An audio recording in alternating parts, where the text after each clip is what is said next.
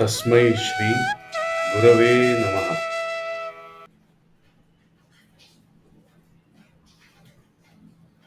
नमस्ते। गीरवाण के इस सत्र में आप सबका स्वागत है। साथियों, इस जगत का चलन क्या है? तो यदि हम संसाधन, संपत्ति, संपदा की बात करें तो द्रव्य यही वो माध्यम है जिसको हम चलन कहते हैं। तो संदेश, संस्कार, संस्कृति के विषय में हालांकि भाषा यही चलन है। भाषा चलन है। और यूं देखें तो संपत्ति, संपदा, संसाधनों के आदान प्रदान के लिए, क्रय विक्रय के लिए द्रव्य जैसे प्रयोग होता है, वैसे ही भाषा का महत्व अनन्य साधारण है। भाषा इसी कारण हमारी पूरी मानवता और संस्कृति के लिए एक मूलभूत आधारशिला अवश्य है। संस्कृत भाषा में भाषा शब्द की व्याख्या जो है वो है भाषति इति भाषा, अर्थात जो बोली जाती है वह भाषा है। अब हम देखते हैं कि कुछ 40-50 किलोमीटर के अंतराल पे आपको बोली में थोड़ा थोड़ा अंतर आते दिखता है। तो हर जगह की बोली भाषा होती है। ये प्रमाण भाषा का जो विषय है ये कुछ साधर्म्य, कुछ एक प्रकार का जिसे स्टैंडर्डाइजेशन कह सकते हैं, इसके लिए आया हुआ है।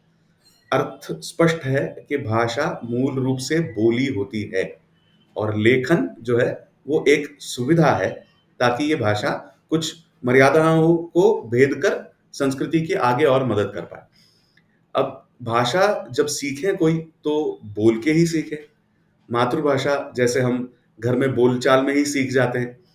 जब स्कूल में जाते हैं तो हिंदी या इंग्लिश जब हम सीखते हैं तो बोलने से शुरुआत की जाती है। दुर्भाग्यवश संस्कृत के विषय में ऐसा होता है कि हम पहले पाठांतर करते हैं और फिर साल, डेढ़ साल, 2 साल बाद यदि संभव हुआ तो बोलना सीखते हैं। तो इसमें कुछ बदलाव होना मैं समझता हूँ आवश्यक है। तत्व यह है कि जो सुनेगा सो बोलेगा और जो पढ़ेगा सो लिखेगा। अब सुनना और बोलना जिसे इंग्लिश में और साइकोलॉजी में लर्निंग मेथोडोलॉजीज, मोडालिटीज जिसे कहते हैं, उसमें ऑडिटरी कहते हैं। तो बोलना सुनना इसकी जो लिंक होती है, वैसे ही पढ़ना लिखना विजुअल है, आंखों के माध्यम से है। तो ये दोनों लिंक्स हैं। तो ये कोई भी इस विषय का जो तज्ञ होगा वो मान्य करेगा कि ये एक सही तत्व है। तो इस प्रकार से ऑडिटरी और विजुअल, इन दोनों माध्यमों से हम भाषा की ओर अपना जो है रुख करते हैं और भाषा को सीखते समझते हैं और अपने दैनंदिन जीवन में, व्यवहारों में प्रयोग करते हैं। बोलना यानी वचन और पढ़ना यानी वाचन।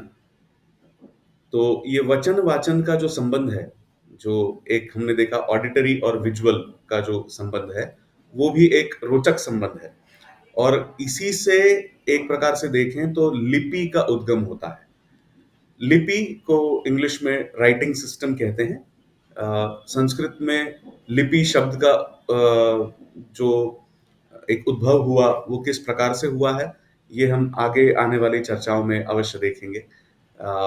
किंतु ये वचन वाचन संबंध जो है, इसका एक जो यूं कह सकते हैं कि एक एक दुआ जो है, एक जो ब्रिज है, वो होता है लिपि। तो तत्वतः वचन वाचन संबंध से ही हम कह सकते हैं कि लिपि का उद्गम हुआ है। दो चीजों में यदि अंतर है और उस अंतर का जो कारण है, जहां अंतर पड़ता है, उसे हम भेद कहते हैं। तो भेद और भेदभाव, ये दोनों चीजें अलग हैं। भेदभाव उत्पन्न करने के लिए इन भेदों का प्रयोग, या एक प्रकार से कह सकते हैं दुरुपयोग करके किया जाता है। ये भेदभाव उत्पन्न किया जाता है और समाज में एक अनवस्था का जो है एक एक स्थिति उत्पन्न की जाती है। भाषा हालांकि जोड़ती है। भाषा जिसे हम बोली समझते हैं वो जोड़ती है, क्योंकि वो थोड़े थोड़े अंतराल पे थोड़ी-थोड़ी से तरीके से भिन्न हो जाती है। तो भाषाएँ एक दूसरे से संपर्क, संबंध और व्यवहार जो है उसके लिए माध्यम होती है। किंतु इसका दुरुपयोग यदि भेदभाव के भूमिका से किया जाए, तो गलत नैरेटिव गढ़े जाते हैं। और ये नैरेटिव हमारे यहाँ मैं कहूँगा मेरे विचार से कुछ हज़ार सालों से बनाए आते जा रहे हैं। विशेषकर पिछले कुछ 2 से 250 साल के अंतराल में ये कार्य हुआ है।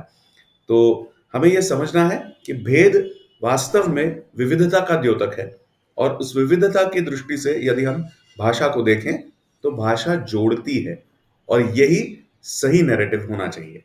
भाषा अस्मिता के साथ, सम्मान के साथ जुड़ी हुई होती है और ये हमें समझना बहुत आवश्यक है। क्योंकि जैसे हम किसी का नाम जो है, उसका सही उच्चार समझ के लेके पूछ कर हम उस प्रकार से उच्चार करते हैं। क्यों? क्योंकि उस व्यक्ति का सम्मान उस नाम के साथ जुड़ा होता है। उसी प्रकार से भाषाओं का भी है। देखने में आता है कि हमारे देश में ही लोग तमिलनाडु जैसे उच्चारण करते हैं, वो तमिलनाडु है।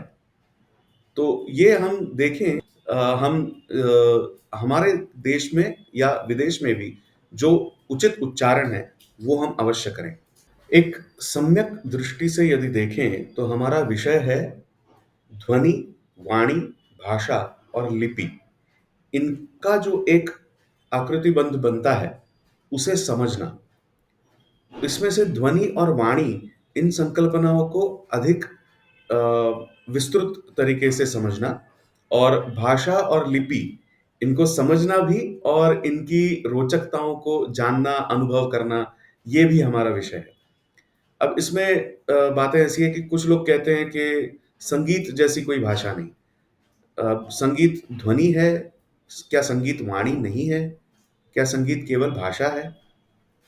ये एक चर्चा का विषय है और दूसरा ये है कि कइयों के मन में भाषा और लिपि इनके विषय में एक प्रकार से कुछ कन्फ्यूजन सा दिखाई पड़ता है। तो वो भी हम उसको सुलझाएँगे और आगे चलेंगे। साथियों, योजन के अंतर्गत मैं ऐसे विषयों पर काम करते आया हूँ जो अ, जिनका हम हमारे जीवन में एक अंतर्भाव कर सकें, एक समावेश कर सकें।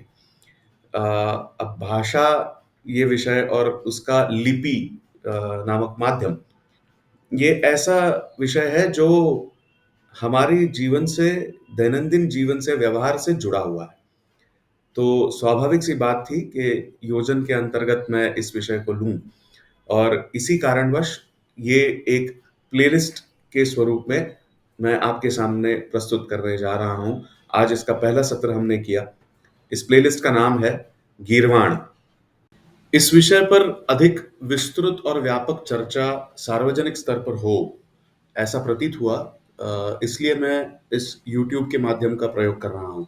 तो मुझे सहयोग करने के लिए आप वीडियो को लाइक करें, शेयर करें, सब्सक्राइब करें चैनल को और अपने परिजनों में भी प्रसारित करें इस बात को। इसके अतिरिक्त आप मुझसे मेरे अन्य सोशल मीडिया हैंडल्स पर भी जुड़ सकते हैं और आने वाले अगले सत्र से पहले आप हमसे व्हाट्सएप पर जुड़कर अ, संवाद कर सकते हैं, अपने विचार रख सकते हैं, प्रश्न पूछ सकते हैं, चर्चा कर सकते हैं, संवाद करें। क्योंकि पता है ना, हमारे यहाँ कहते हैं, वादे वादे जायते तत्वबोधाः। धन्यवाद।